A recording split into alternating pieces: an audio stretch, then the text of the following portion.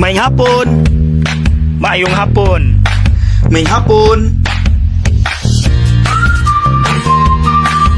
God bless. God bless. God bless.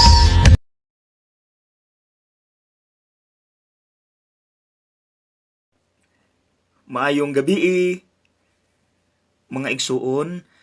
Aron masabta nato ang akong pamalandong sa ebanghelyo karong adlaw, muhatag ko og examples.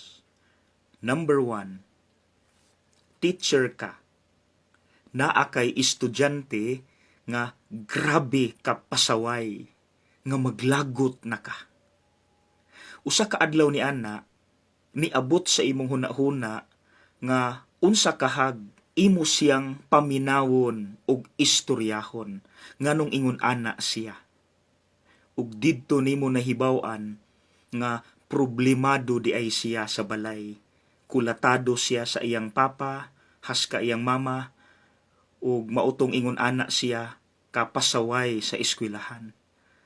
Dayon, sa imo rabang pagpakig-istorya niya, lapas nag alas 5, nga maoy imo untang ting uli. Ug nakahuna-huna ka, lapas naman kapoy naman akong lawas, unta. Dayon, wala naman ni labot sa akong sweldo. Pero nagpadayon ka. And to cut the long story short, nabag-o ang bata, totally. Nakahuman og eskwela, ug karon professional na, grabe na kabuutan. Unsa imong bation? Ikaduha, nurse ka sa ospital. Kapoy imong trabaho, bahas-bahas sa matag kwarto, dayon gamay ra imong sweldo, dayon nay usa ka pasyente nga tan-aw nimo, kinahanglan istoryahon ug paminawon kay naay problema.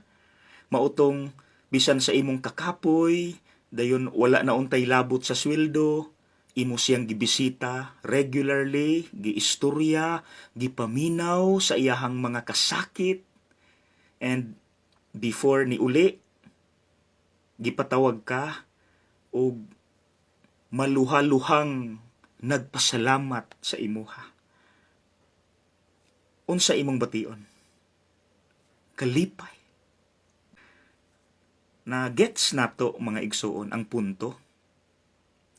Kini akong pamalandong, I do not know kung mo-agree ba mo, mauni.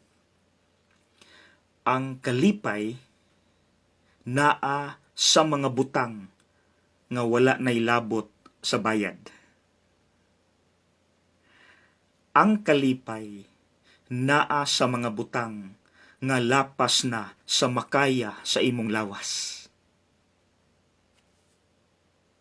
Do you agree? Ikaw igsuon, naa ka kay experience nga ingon ana? Unsa imong experience nga nakasinati kag ingon ana? Nga ang ending, has ka nimong lipaya.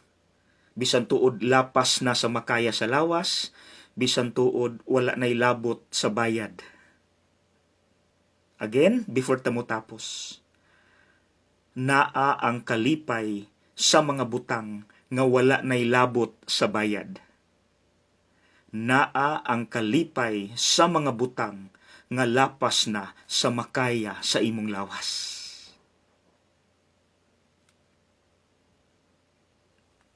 God bless!